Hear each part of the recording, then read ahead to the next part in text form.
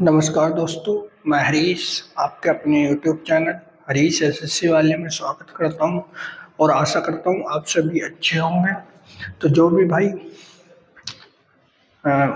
SSC GD के आने वाले दिनों में एग्जाम देंगे उन्हीं की तैयारी के लिए आज का प्रैक्टिस सेट है। ठीक है, प्रैक्टिस सेट नंबर 2 है। कुछ क्वेश्चन आज की शिफ्ट में आए हैं, इन्हीं पर आधारित प्रश्न होंगे। अगर आपको वीडियो अच्छी लगे तो वीडियो को लाइक कीजिएगा, शेयर कीजिएगा और चैनल को करिएगा सब्सक्राइब। ठीक है, एक जरूरी सूचना और सुन लीजिए भाई, जो भी भाई अग्निवीर की तैयारी करना चाह रहे हैं या जिनके भी साथी दोस्त फ्रेंड कोई भी अग्निवीर की तैयारी करना चाहता है तो वो हमारी योद्धा बैच से जुड़ सकता है। यूट्यूब पर 10 फरवरी से मैथ स्टार्ट होने जा रहा है, जिसमें क्वेश्चन आपको बेसिक मेथड प्लस आपको शॉर्ट मेथड दोनों तरीके से समझाए जाएंगे। ठीक है, सभी क्वेश्चन आर्मी में आए हुए क्वेश्चन रहेंगे, चाहे वो आर्मी जीडी में आए हो, टेक्निकल में आए हो, ट्रेडमैन में आए हो, क्लर्क में आए हो, नर्सिंग में आए हो, फार्मेसी में आए हो, एजुकेशन हवलदार में आए हो या टीए में आए हो। ठीक है, तो आप सभी हमारे चैनल से जुड़ सकते हैं। तो चलते हैं पहले क्वेश्चन की तरफ। तो दोस्तों पहला क्वेश्चन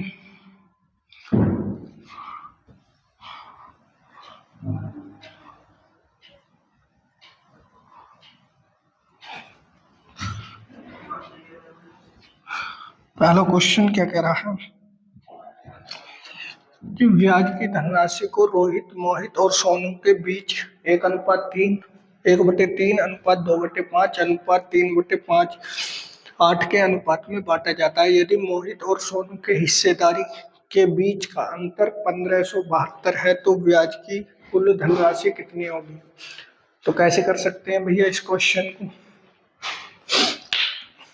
तो सिंपल क्वेश्चन है भाई, रोहित, मोहित और सोनू 3 व्यक्ति हैं। ठीक है, इनके जो रेशो दे रखा है 1/3 अनुपात 2/5 अनुपात 3/8 ये दिया हुआ है। ठीक है, इनका एलसीएम ले लेता हूं मैं, तो इनका एलसीएम कितना आ जाएगा 120। ठीक है, 120 इनका क्या आ गया एलसीएम आ गया। तो जब 12 से भाग करूंगा तो 8 पंजे 40, तो आर का जो रेशो आया 40 आया है। रोहित का, मोहित की बात करूं 8 या 24 दूनी 48। ठीक है, और 8 से इसे डिवाइड करूंगा तो 15 बाद जाएगा, 15 की मल्टीप्लाई इसमें कर दूंगा तो 45। यानी कि मतलब रोहित, मोहित और सोनू का ये रेशो आ चुका है। उसने कहा है मोहित और सोनू के हिस्सेदारी का अंतर, मोहित और सोनू की हिस्सेदारी का अंतर 3 है, लेकिन उसने कितना बताया 1572 रुपए। इसे अगर मैं डिवाइड कर देता हूँ 3 से कटा, 3 पंजे 15, 3 दूनी 6, 3 चौक 12। ठीक है, तो ब्याज की कुल धनराशि कितनी होगी, इन रेशो को सभी को जोड़ दो, वही उसकी क्या होगी धनराशि होगी। 8 5 13 मल्टीप्लाई कर दी, 4 4 8, 4 12 और 1 13, तो 133 से इसमें मल्टीप्लाई करूंगा। तो ऐसी स्थिति में क्या करना है भैया, लास्ट की डिजिट सभी के अलग अलग हैं।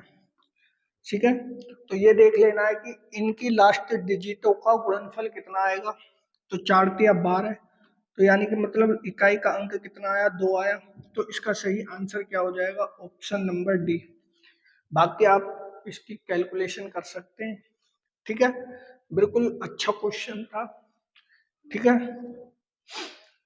फर्स्ट शिफ्ट में ये क्वेश्चन आया था। अगले क्वेश्चन की तरफ चलते हैं भैया। क्वेश्चन नंबर 2, इस क्वेश्चन का मतलब ये है भैया कि 4 की पावर 3x + 1 बटे 2048 = 8। इसे सोल्व करना है। कैसे कर सकते हैं इस क्वेश्चन को सोल्व। सिंपल क्वेश्चन है, ठीक है। तो सॉल्व करते हैं भैया। इसके मल्टीप्लाई इसमें कर दूंगा तो 4 की पावर 3x + 1 इक्वल टू 20 408 × 8, ठीक है। जब मैं इसके गुणनखंड करूंगा, मतलब इसे 4 की फॉर्म में बनाऊंगा इस पूरे गुणनखंड को, तो जब मैं इसे 4 की फॉर्म में बनाऊंगा तो ये बैठेगा लगभग 7 के करीब बैठेगा।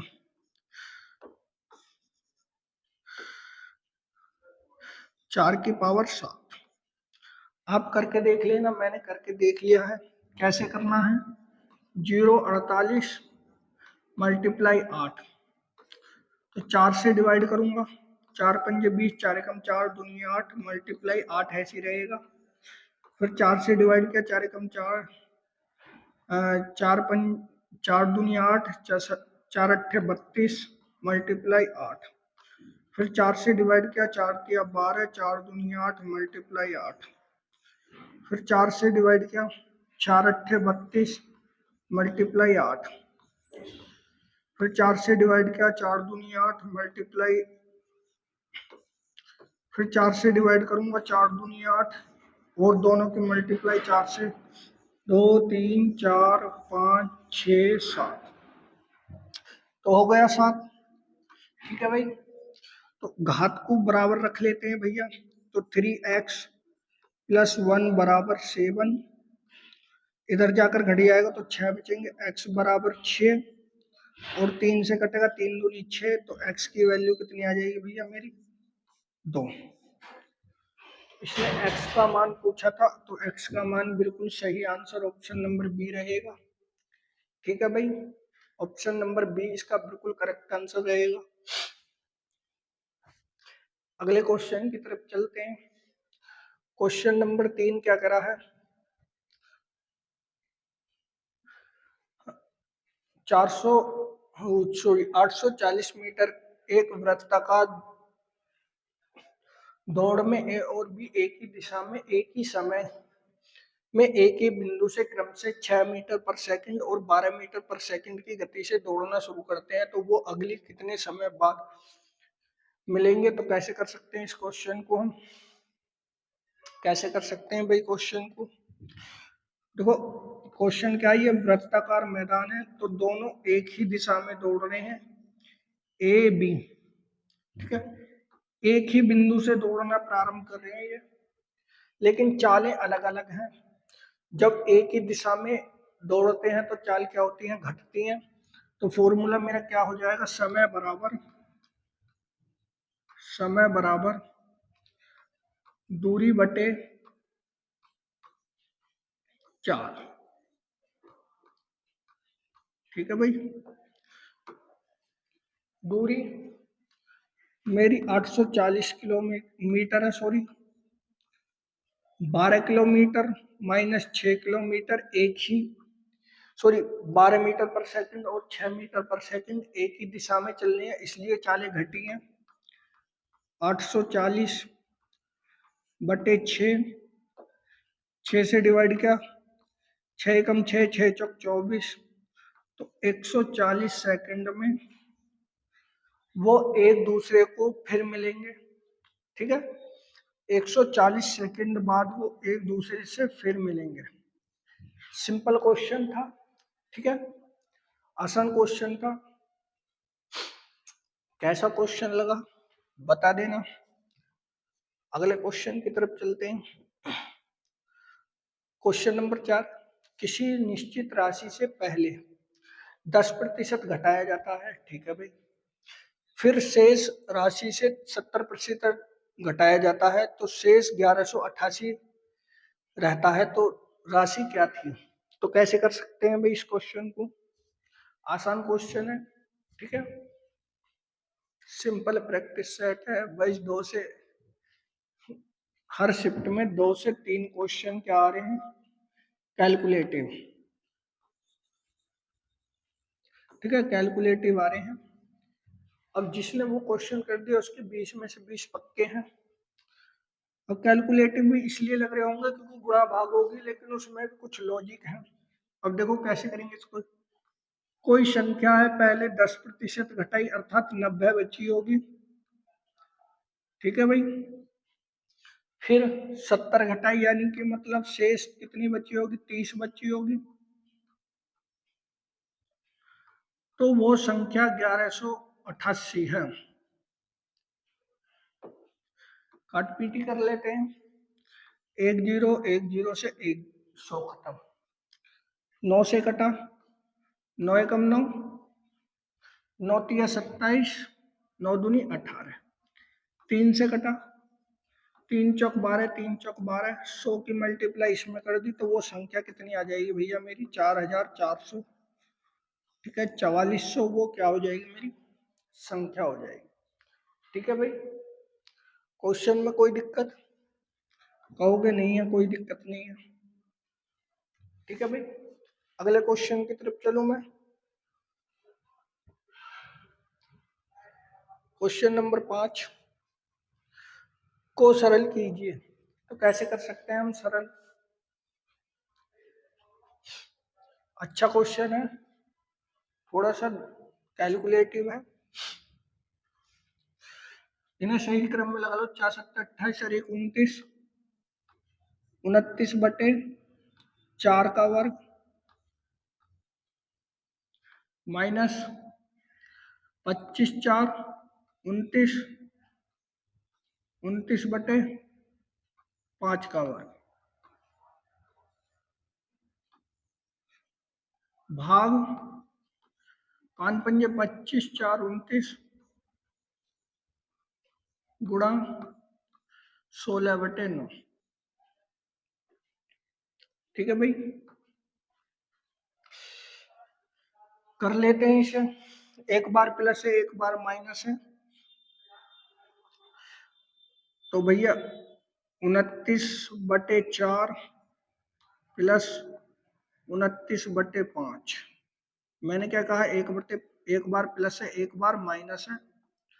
29/4 माइनस 29/5, ठीक है, भाग 29/5 मल्टीप्लाई 16/9। जैसे आप करोगे इसे ऐसे ही मैं क्वेश्चन को सॉल्व करूंगा। तो भाई अगर मैं यहाँ से 29 कॉमन ले लूंगा तो ऊपर इधर 5 की गुणा इधर 5 मतलब 9, तो 29 मल्टीप्लाई 9 हो जाएगा यहाँ पे बटे 20, यही हो जाएगा ना। अगर मैं इसमें सॉल्व करूंगा 5 में से 4 जाएंगे तो 1 बचेगा यानी कि मतलब 29/20, ठीक है।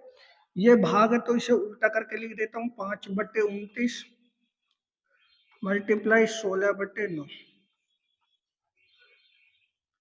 कर लेते हैं काटा पीटी। इस 9 से ये 9 खत्म, इस 29 से ये 29 खत्म, 5 से 4 बार, 4 से कटा 4 बार, इस 4 से ये कट जाएगा 5 बार, ठीक है।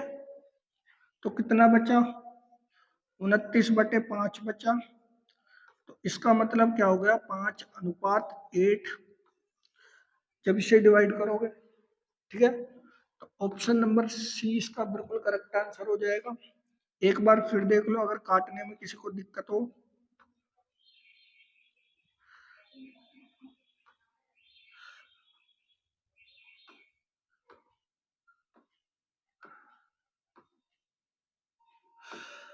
ये संख्या 29, अब काटापीटी करते हैं। देखो इस 29 से ये 29 खत्म, ठीक है भाई। 5 से कटा 4 बार, इस 4 से ये कट गया 4 बार, ठीक है। इस 9 से ये 9 खत्म, ठीक है भाई। 4 से ये कटा 5 बार, तो कितना बचा, 29/5 बचा, यानी कि मतलब 5.8 इसका सही आंसर है, ठीक है। क्वेश्चन हार्ड था क्या, नहीं था, थोड़ा कैलकुलेटिव था। यहाँ पर मैंने इसे कैलकुलेटिव से आसान बनाया है। अगले क्वेश्चन की तरफ चलता हूं। यदि एक धनात्मक पूर्णांक n को 7 से विभाजित किया जाता है तो शेषफल 3 प्राप्त होता है। निम्न में से किसी संख्या को 7 से विभाजित करने पर शेषफल 0 प्राप्त होता है। तो किसी संख्या को 7 से भाग करें कि 0 प्राप्त हो। अगर मैं कहूं कि n से भाग देने पर मुझे शेषफल 3 प्राप्त होता है। n से भाग देने n को 7 से भाग देने पर 3 शेषफल प्राप्त होता है। ठीक है भाई, 3 शेषफल प्राप्त हो रहा है। ये 3 शेषफल मुझे प्राप्त हुआ, तो मुझे 7 से डिवाइड करने के लिए 0 शेषफल लाना है। तो सीधी सी बात है, अगर मैं n की वैल्यू यहाँ पर 10 मान लेता हूं तो तभी तो जाके 3 शेषफल बचा होगा। कुछ भी मान सकते हैं, ठीक है। अगर मैं कहूं कि मुझे ये पूरी डिवाइड करनी है, तो कैसे कर सकता हूं मैं? अभी कैसे कर सकता हूं मैं? तो यानी कि मतलब जो n है, n+3 को अगर मैं 7 से डिवाइड करूंगा तो शेषफल 0 आ जाएगा क्या? आ जाएगा क्या? कहोगे नहीं आएगा, आ जाएगा। ठीक है, n में शेषफल को जोड़ दोगे बिल्कुल 0 आ जाएगा।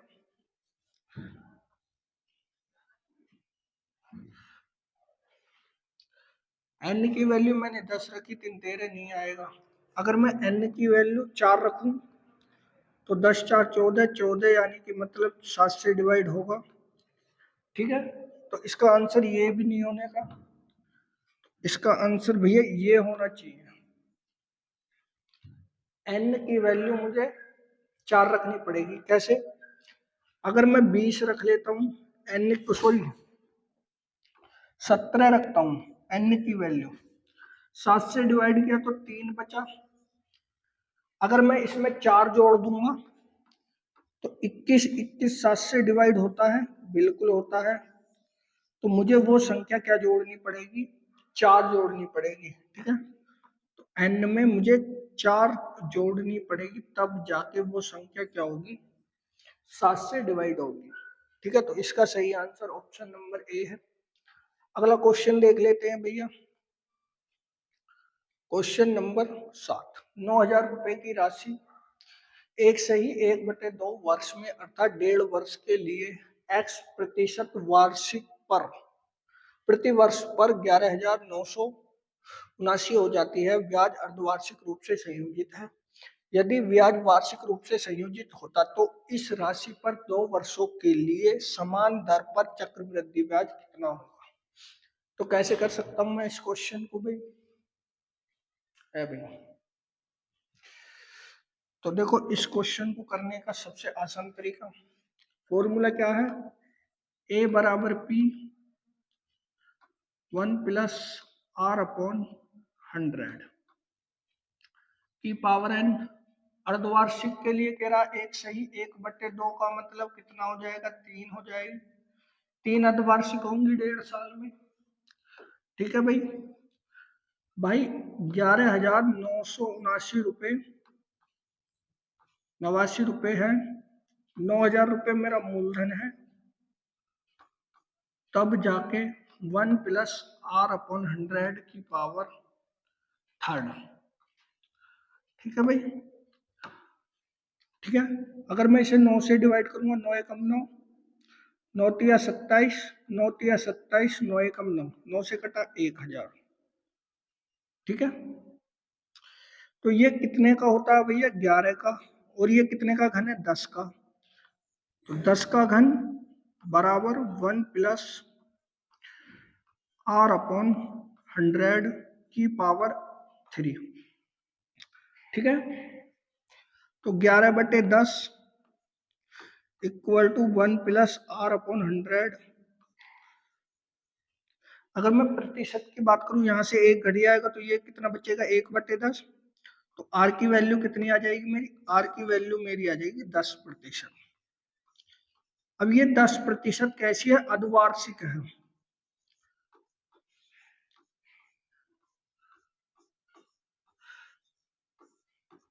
ठीक है, मुझे वार्षिक बनाने के लिए इसमें 2 की मल्टीप्लाई करनी पड़ेगी, क्योंकि एक साल में 2 अर्धवार्षिक होती हैं। तो अब मेरी वार्षिक दर कितनी हो गई? 20%। ठीक है, ठीक है भाई, यहां तक। आगे सॉल्व कर देते हैं इसे। अब उसने कहा है यदि ब्याज वार्षिक रूप से संयोजित हो और इसे 2 वर्ष के लिए समान दर पर चक्रवृद्धि ब्याज करना है, यानी कि मतलब 9,000 रुपए की मेरी राशि है, फॉर्मूला यही रहेगा। ठीक है भाई, आपको ये लॉन्ग लग रहा होगा, बहुत लॉन्ग मेथड, लेकिन नहीं, इतना लॉन्ग मेथड नहीं है। तो ए बराबर 9,000 मल्टीप्लाई 20 का अगर मैं फ्रैक्शन बनाऊंगा तो 1/5 हो जाएगा, यानी कि मतलब धनराशि 5 से कितनी हो रही है? 6 हो रही है। तो 6/5 मल्टीप्लाई 6/5। ठीक है, अब मैं इसे डिवाइड कर देता हूँ 25 से। 25 या 75, 25 छिक्का 150, 6 छंग 36 छिक्का 216, 6 छंग 36, 6 कम 6 3 9, 6 दूनी 12। तो इतने रुपए मेरा मिश्र धन आया है भैया। अगर मैं मूलधन की बात करता हूं तो 9,000 रुपए इसमें से घटा दूंगा तो ब्याज बचेगा।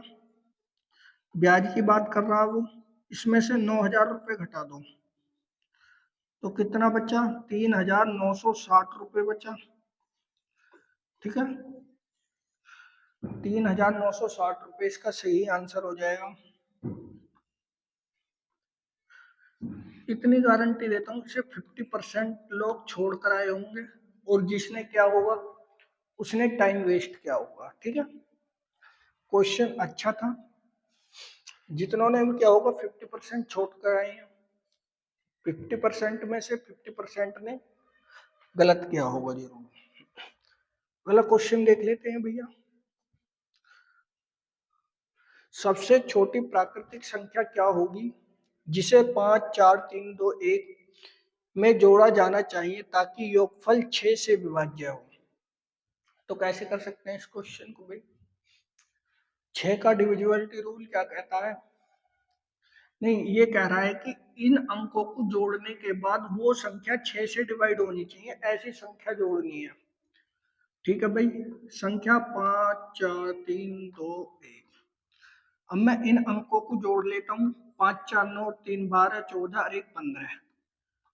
क्या 15 6 से डिवाइड हो जाएगा? आप कहोगे नहीं होगा। तो इसमें ऐसी कौन सी संख्या जोड़ूं मैं कि ये इसका योगफल 6 से विभाजित हो जाए? तो आप कहोगे कि इसमें भैया 3 जोड़ दो, क्योंकि 18 हो जाएगा, और 18 किससे डिवाइड होता है? 6 से। 6 या 18। तो इसका सही आंसर ऑप्शन नंबर क्या हो गया? सी, इसका करेक्ट आंसर हो गया। ठीक है भाई, उसने कहा है कि उसके अंकों का योग, इन अंकों में क्या जोड़ा जाना चाहिए कि उनके अंकों का योग 6 से विभाज्य हो। तो मैंने पहले इन अंकों को जोड़ लिया कि ये 6 से डिवाइड है या नहीं है। तो मैंने देखा कि इनका योग 15 आया है। 15 में ऐसी कौन सी संख्या जोड़ सकता हूँ जो कि 6 से डिवाइड हो? तो मैंने कहा कि मैं 3 जोड़ सकता हूँ। 3, क्योंकि 6 का गुणज होता है, सॉरी 18 6 का गुणज होता है, तो इसलिए इसका सही आंसर 3 आएगा। अगला क्वेश्चन क्या करा है? पाइप पी को एक टैंक को भरने में पूरी तरह 10 मिनट का समय लगता है और पाइप क्यू को टैंक को पूरी तरह भरने में 15 मिनट का समय लगता है। यदि दोनों पाइपों को एक साथ खोल दिया जाए तो टैंक को पूरी तरह भरने में कितना समय लगेगा? तो कैसे कर सकते हैं हम इस क्वेश्चन को भाई? कैसे कर सकते हैं? देखो, करें सॉल्व इस क्वेश्चन को भाई। एक पी टैंक है, एक क्यू टैंक है। ठीक है भाई, एक 10 मिनट में बढ़ता है, ये 15 मिनट में बढ़ता है। तो इन दोनों का अगर मैं एलसीएम ले लूं तो 30 आ जाएगा। तो पी की क्षमता 3 है, क्यू की क्षमता 2 है। ठीक है भाई, अब दोनों पाइपों को एक साथ खोल दिया तो अब इन दोनों की क्षमताएं कितनी है? 5 है, तो 5 से डिवाइड करूंगा, 5 छंग 30, तो 6 मिनट में टैंक क्या है भैया, 6 मिनट में टैंक हो जाएगा फुल। ऑप्शन नंबर सी इसका करेक्ट आंसर। सिंपल क्वेश्चन था, ठीक है। जिसने भी पढ़ के गया होगा उसने ये क्वेश्चन 100% सोल्व किया होगा। अगले क्वेश्चन की तरफ चलते हैं। एक घनाभ की लंबाई और चौड़ाई क्रमशः 50 और 20 बढ़ाई जाती है प्रतिशत में। यदि उनकी ऊंचाई 20-30% कम कर दी जाए तो घनाभ के आयतन में कितने प्रतिशत की वृद्धि होगी। तो कैसे कर सकते हैं। तो देखो इस क्वेश्चन को सॉल्व करने के लिए आपको घनाभ का क्या पता होना चाहिए, आयतन, ठीक है। तो घनाभ का आयतन क्या होता है, घनाभ का आयतन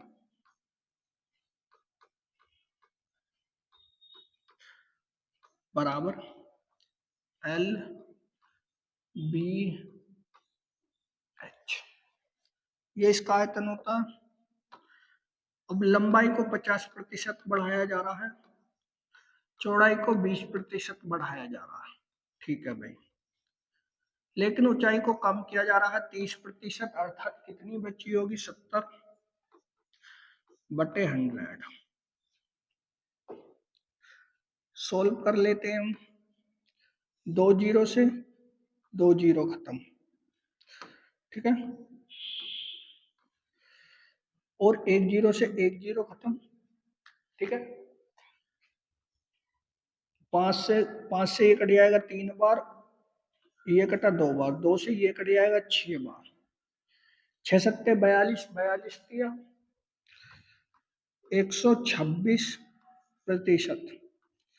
तो वास्तव में कितना बढ़ा भैया, तो 26% का क्या होगा, बढ़ेगा, ठीक है। 26% बढ़ जाएगा। तो इसका सही आंसर मेरे हिसाब से क्या रहेगा भैया, option number C. Question hard था या आसान था, कमेंट कर दो। अगले क्वेश्चन की तरफ चलूं मैं। निम्न को हल कीजिए, ठीक है। तो सबसे पहले इसे सॉल्व कर लेते हैं हम। 4 दूनी 8 और 3 11, ठीक है। 11/4, इसके भी बटे में 6 कम 6 5 11, 11/6। अब देखो ऊपर वाली ये इससे खत्म, 2 बार 3 बार, ये पहुंच जाएगा सबसे ऊपर, ये नीचे रहेगा, अर्थात क्या हो जाएगा, 3/2 हो जाएगा ये सॉल्व करने के बाद, ठीक है। इसका सॉल्यूशन आया 3/2, ठीक है भाई। भाग 7/8 मल्टीप्लाई, इसे सॉल्व कर लेते हैं। 4 तिया 12 और 4 3 7, इसका आ जाएगा 7/12, ठीक है भाई। अब दूसरा पार्ट ये रहा, इसे सॉल्व कर लेते हैं।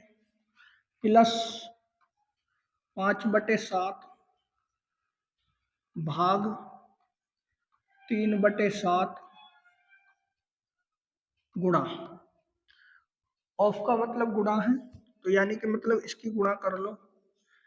इसे यहीं पे खत्म कर लेते हैं भैया। इसे 3 तिया 9 और 7 चौक 28, 9/28 हो जाएगा, ठीक है। आगे सोल्व कर देते हैं भैया।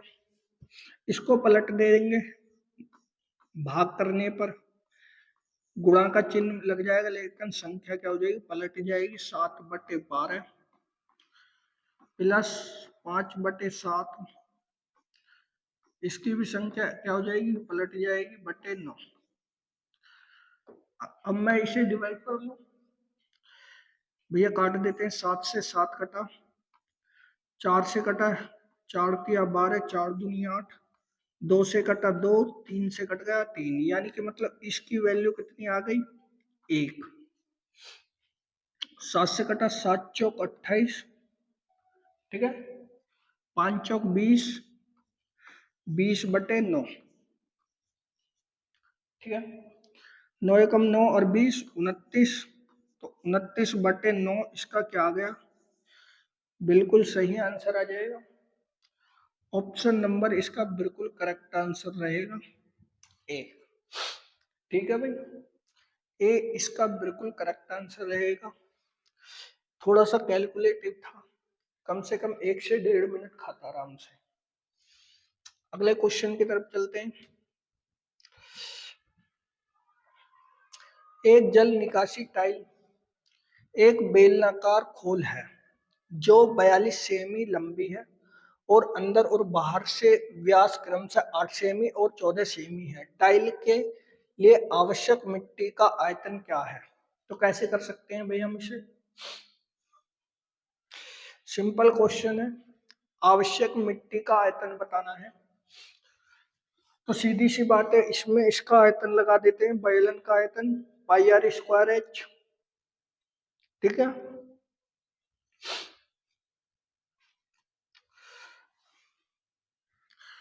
आयतन बराबर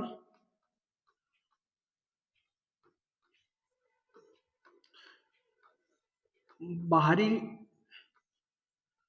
बाहरी सतह का आयतन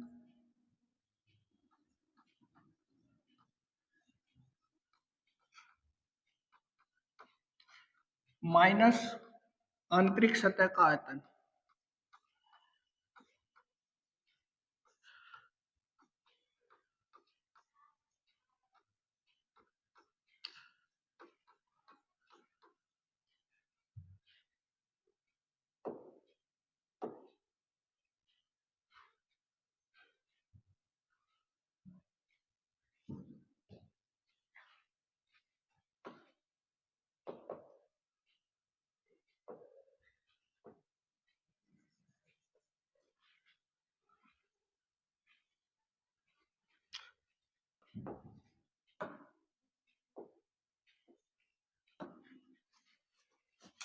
तो भैया आयतन बराबर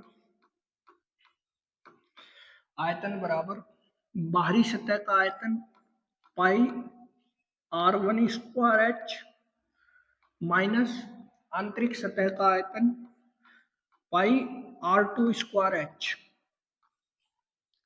ठीक है। पाई और h कॉमन ले ली मैंने यहां से, तो r1 का स्क्वायर माइनस r2 का स्क्वायर। अब दोनों के उसने व्यास दिए हुए हैं, तो r1 की वैल्यू निकालता हूं, 14 हो जाएगी। 14/2 अर्थात 7 सेंटीमीटर। अगर मैं r2 की वैल्यू निकालता हूं तो 8/2 यानी कि मतलब 4 सेंटीमीटर। ठीक है भाई, कर लेते हैं सोल्व। 22/7, h की वैल्यू 42, भैया r1 7 का वर्ग माइनस 4 का वर्ग, 7 से कटा 7 6 42, ठीक है। मल्टीप्लाई बाद में कर देंगे, चलो 22 गुणा 6 49 माइनस 16, 49 माइनस 16,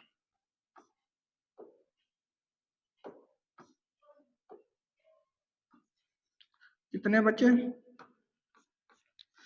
22 मल्टीप्लाई 6 मल्टीप्लाई 33, तो 22 तिया 66, ठीक है।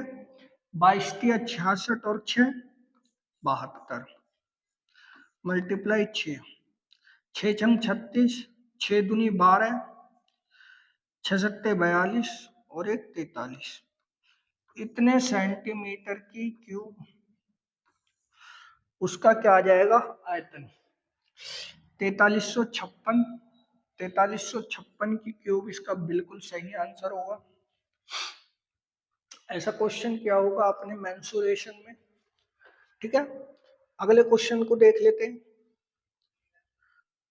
दो व्यापारी ए और बी एक व्यवसाय को 5:8 के अनुपात में निवेश करते हैं। वह अर्जित लाभ का 30% को फिर से व्यवसाय में निवेश का निर्णय करते हैं। शेष लाभ को वे आपस में बांट लेते हैं। तो यदि लाभ में ए का हिस्सा 87,500 रुपये है तो व्यवसाय में कितना लाभ हुआ था। तो कैसे कर सकता हूँ भैया मैं इस क्वेश्चन को, कैसे क्वेश्चन को सॉल्व कर सकता हूँ मैं, करें भाई। दो व्यापारी हैं, एक ए है और एक बी है।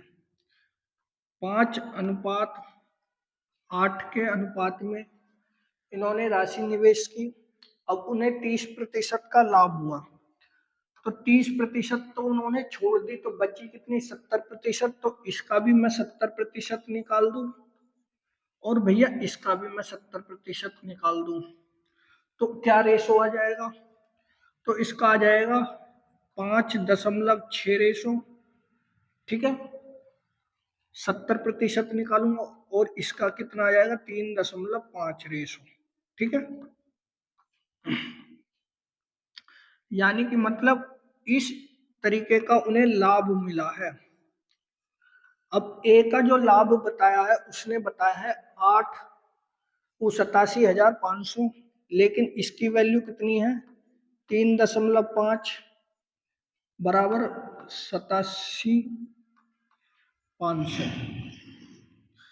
डिवाइड कर लेता हूं मैं, दशमलव से 0 हट गई, 5 से कटा 5 सत्ते 35, 5 से कटा 5 एकम 5, 5 सत्ते 35, 5 पंजे 25, 3 0, ठीक है भाई। अब फिर डिवाइड कर देते हैं, 7 से कटा 7 दूनी 14, 7 पंजे 35, यानी कि मतलब 25,000। 1% की वैल्यू 25,000। मुझसे पूछा क्या है उसने कि उन्हें कुल लाभ कितना हुआ था, 5 और 8 का उन्हें लाभ हुआ था। तो मल्टीप्लाई कर देता हूँ, 8 5 13, तो भैया 13 का लाभ हुआ, तो इसमें 13% की 13 की मल्टीप्लाई कर दूं मैं, तो 13 की मल्टीप्लाई करूं तो टोटल लाभ निकल कर आ जाएगा 13 पंजे 65, 13 दूनी 26 और 6 32। तो टोटल लाभ उन्हें कितना हुआ था 3,25,000 रुपए का टोटल लाभ हुआ था, ठीक है। 30% तो उन्होंने व्यवसाय में ही लगा दिया, तो यानी कि मतलब 70% उन्होंने राशि ली होगी। तो 70% इनका निकालो, तो इसका 70% 3.5 और इसका 5.6 बैठा, ठीक है। तो इसका सही आंसर क्या हो जाएगा, ऑप्शन नंबर डी। अगले क्वेश्चन की तरफ चल सकते हैं भाई। अगला क्वेश्चन क्या कह रहा है, 14वां क्वेश्चन, वह सबसे छोटी संख्या जिसे 4 5 6 और 7 से विभाजित करने पर 3 शेषफल प्राप्त होता है। 3 शेषफल प्राप्त होता है, लेकिन 9 से विभाजित करने पर कोई विशेष संख्या प्राप्त नहीं होती। तो सही आंसर क्या है। तो सबसे पहले ये देख लेते हैं, डायरेक्ट ही देख लेते हैं, 9 से डिवाइड कौन कौन सी संख्याएं। पहली संख्या को देखते हैं, सबसे छोटी संख्या कौन सी है, ये 5 5 4 9, यानी कि मतलब ये 9 से डिवाइड हो सकती है, ठीक है। अब मैं इसे देख लेता हूँ, 3 2 5, ये भी डिवाइड है भाई। 8 8 16 4 20, ये तो है नहीं। 6 4 10 8 18, ये भी 9 से डिवाइड है, यानी कि मतलब एक ऑप्शन तो कटा। अब उसने कहा है कि 4 5 6 और 7 से डिवाइड होने वाली संख्या कौन सी है। अगर मैं इन सभी का एलसीएम ले लूं, क्या एलसीएम तो कितना आएगा भैया, मेरे हिसाब से इसका एलसीएम 420 आएगा, ठीक है। लेकिन 3 शेषफल बच रहा है, तो उसमें 3 ऐड कर दिया, तो कितना हो गया 423। क्या ये 9 से डिवाइड है, इसके अंकों का योग देख लेते हैं, 4 2 6 3 9 9, इनके अंकों का योग 9 का डिविजिबिलिटी रूल ये कहता है कि जो भी संख्या है उसके अंकों का योग 9 से डिवाइड होना चाहिए। तो इसका योग 9 है, तो ये क्या है, 9 से डिवाइड है। तो इसका सही आंसर सबसे छोटी संख्या क्या हो जाएगी, 923 हो जाएगी। अगले क्वेश्चन की तरफ चलूं मैं। क्वेश्चन नंबर 15, किसी निश्चित राशि पर 4 वर्षों के लिए 15% वार्षिक दर से मिलने वाला साधारण ब्याज इस राशि पर 6 वर्ष के लिए समान ब्याज दर से मिलने वाला साधारण ब्याज से 4500 रुपये कम है, तो राशि ज्ञात कीजिए। तो कैसे कर सकते हैं इस क्वेश्चन को भैया। कोई धनराशि है 4 वर्ष में 5% की 15% की दर से इतनी हो जाती है। कोई धनराशि है 6 वर्ष में 15 की दर से। अब इनमें से ब्याज दर और महीना ये कम है, यानी कि मतलब 4500 इसके साथ जोड़ देंगे हम। ऐसे भी कर सकते हैं, या फिर 15 चौका 60, 15 छिक्का 90, 90 में से 60 घटा देंगे तो कितने बचेंगे भैया, 60p/100 plus 4500 equal to 90p/100। ठीक है भाई, इसे लेकर इधर गए तो 4500 बराबर 90p/100 माइनस 60p/100, तो कितने बचे, 30p बचे होंगे। काटा पीटी कर लेते हैं भैया, एक जीरो से एक जीरो खत्म, 3 से कटा, 3 एकम 3 पंजे 15, 10 की मल्टीप्लाई इसमें कर दी तो वो राशि कितनी हो गई भैया, 15,000 रुपये। ठीक है, 15,000 रुपये वो राशि हो गई। ऑप्शन नंबर इसका बिल्कुल सही क्या है, ऑप्शन नंबर बिल्कुल सही है इसका सी। अगले क्वेश्चन की तरफ चलते हैं भैया। एक दुकानदार के पास अपनी वस्तुओं के अंकित मूल्य पर 10% की छूट दी और इस प्रकार 20% का लाभ प्राप्त करता है, तो वस्तु का क्रय मूल्य और अंकित मूल्य के बीच का अनुपात क्या है। तो कैसे कर सकता हूँ इसे क्वेश्चन को भाई मैं, फॉर्मूला बहुत बताया था आपको, अंकित मूल्य, अंकित मूल्य मल्टीप्लाई छूट इक्वल टू विक्रय मूल्य। ठीक है भाई, अंकित मूल्य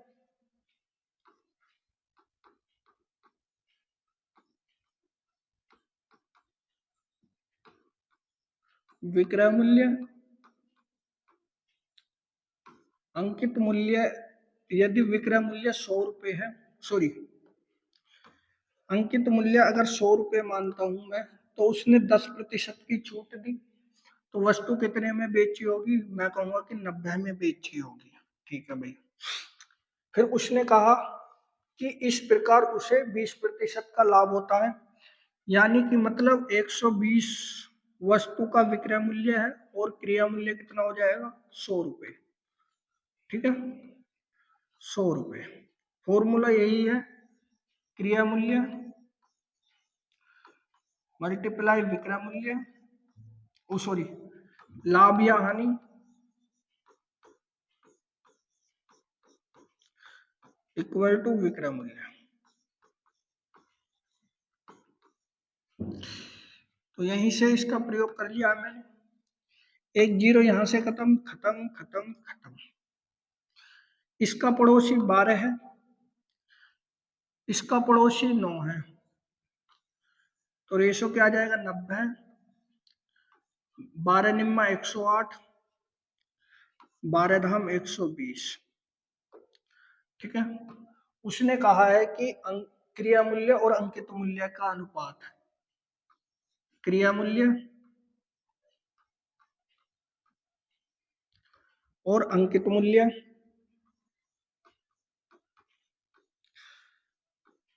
120, 30 से काट दूंगा मैं इसे। 30 से काटा 3 बार, 30 से काटा 4 बार, तो इनका रेशो क्या आया? 3:4 इसका करेक्ट रहेगा। 3:4 बिल्कुल सही आंसर है इसका। दोनों फॉर्मूले लिख चुका हूं। ठीक है, ऐसे समझना, ऐसे समझ लो, ऐसे समझना, ऐसे समझ लो। अगले क्वेश्चन की तरफ चले हम। Question number 17। एक नींबू पानी की मात्रा 5% शुद्ध नींबू है। अगर इस रस में 2 लीटर में 1 लीटर पानी, शुद्ध पानी मिलाया जाए तो नए रस में नींबू का प्रतिशत कितना होगा? तो कैसे कर सकते हैं इस क्वेश्चन को भाई? अच्छा क्वेश्चन है, सिंपल क्वेश्चन है, तो करें भाई। 5% शुद्ध नींबू है, 5% शुद्ध नींबू है। मिश्रण की क्षमता कितनी है? 2 लीटर। तो कितना होगा रियल में? 0.10 लीटर शुद्ध नींबू का रस होगा। ठीक है भाई। अगर उसमें 1 लीटर पानी मिला दिया, यानी कि मतलब पहले 2 मिश्रण था, फिर 1 पानी मिला दिया, तो टोटल कितने लीटर मिश्रण हो चुका है? 3 लीटर मिश्रण। शुद्ध नींबू 0.1 लीटर है, तो इसका प्रतिशत निकाल लो। 0.1% बटे 3 मिश्रण मल्टीप्लाई 100। अगर मैं इसे सोल्व करूंगा तो इससे ये खत्म, यानी कि मतलब 1 जीरो, तो बच्चा क्या? 10/3, और 10/3 का मतलब है 3.33%। ठीक है, 3.33% इसका बिल्कुल सही आंसर रहेगा। अगले क्वेश्चन की तरफ चल सकते हैं क्या अपन? अगला क्वेश्चन क्या कह रहा है?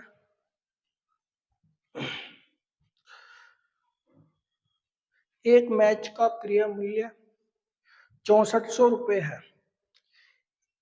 एक मेज का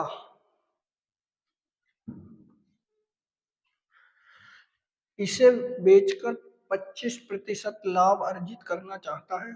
बिक्री के समय वह अंकित मूल्य पर 20% की छूट की घोषणा करता है, तो अंकित मूल्य कितना होगा? तो कैसे कर सकते हैं इस क्वेश्चन को भैया?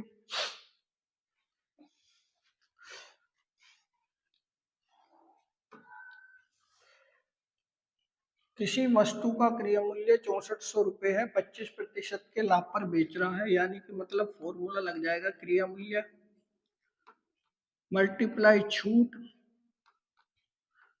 इक्वल टू विक्रय मूल्य। यहाँ पे लाभ आएगा, छूट नहीं, लाभ।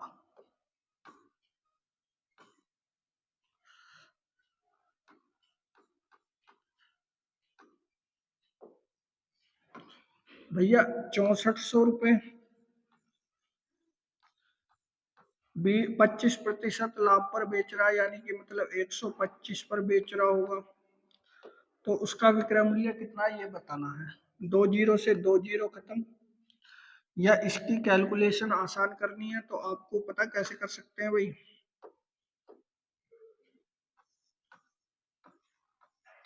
तो कैसे कर सकते हैं भैया? 25 पंजे 25 चौका, 4 से कटा, 4 एकम 4, 4 6 24, 16 पंजे 80, यानी कि वस्तु का जो विक्रय मूल्य था वो 8000 रुपये था। ठीक है, अब वस्तु का विक्रय मूल्य 8000 रुपये है। उसने कहा है कि विक्रय मूल्य के समान पर अंकित मूल्य पर 20% की घोषणा करता है। फॉर्मूला है अंकित मूल्य मल्टीप्लाई छूट इक्वल टू विक्रय मूल्य। ठीक है, 8000 रुपये उस वस्तु का विक्रय मूल्य है। इसे रेशो से भी कर सकते थे हम क्वेश्चन को। ठीक है, 20% की छूट दी, अर्थात 80 में बेची।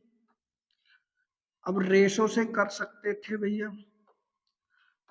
पर इतना ही टाइम उसमें लगता 108 से कटा 100 बार। तो वस्तु का अंकित मूल्य कितना होगा? मेरे हिसाब से तो 10,000 रुपये आ रहा है। इसका सही आंसर क्या हुआ? 10,000 रुपये।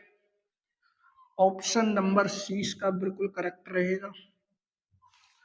ठीक है, अगले क्वेश्चन की तरफ चल सकते हैं क्या? Question number 19।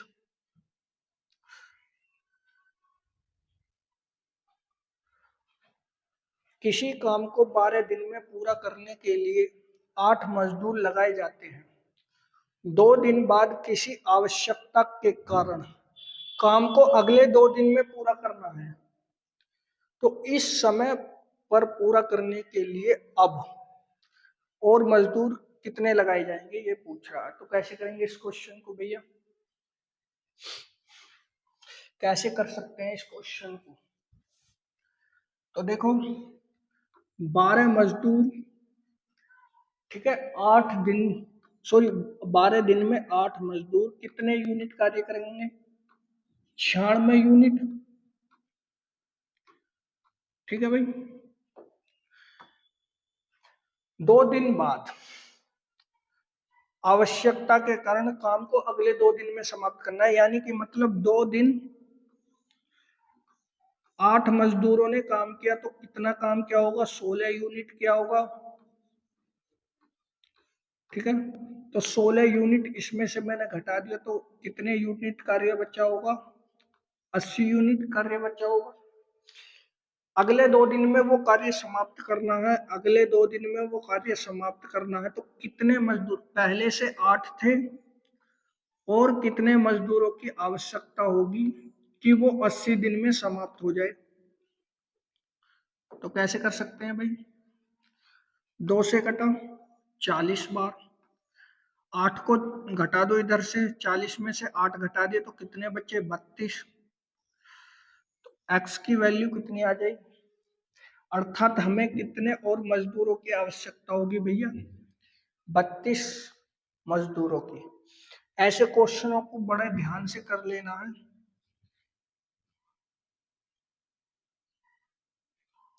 ठीक है, ऐसे क्वेश्चनों को बड़े ध्यान से करना चाहिए। अगले क्वेश्चन की तरफ चलते हैं। आज का लास्ट क्वेश्चन क्या?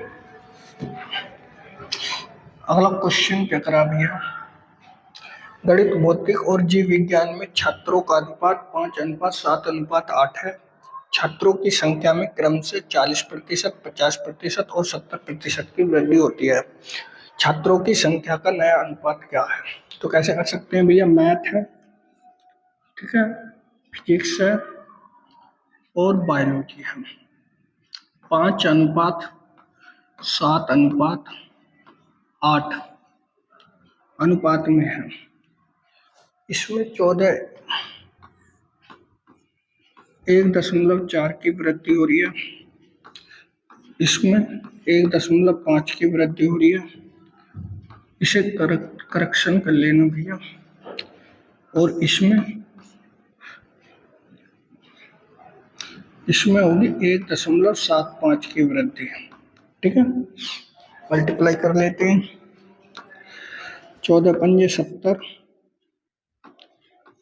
15 सत्ते 105, 8 पंजे 40, 8 सत्ते 56 और जी 60, 8 कम 8 6 14। ठीक है भाई, दशमलव हटा देते हैं तो यहाँ 0 लग जाएगी, यहाँ 0 लग जाएगी। कितने से काट सकते हैं हम? इसे 35 से काट लेंगे। 35 चौका, 35 तिया और 35 दूनी। ठीक है, इसका सही आंसर ऑप्शन नंबर बी हो जाएगा। ठीक है, तो आज के प्रैक्टिस सेट में आपका स्कोर 20 में से क्या रहा, कमेंट कीजिएगा। दूसरी चीज, हमें ये बताइएगा कि अगर ऐसा प्रैक्टिस सेट आएगा तो आप कितने क्वेश्चन कर सकते हैं। ठीक है, अगर आपको वीडियो अच्छी लगी हो तो वीडियो को लाइक कीजिएगा, शेयर कीजिएगा और चैनल को कीजिएगा सब्सक्राइब।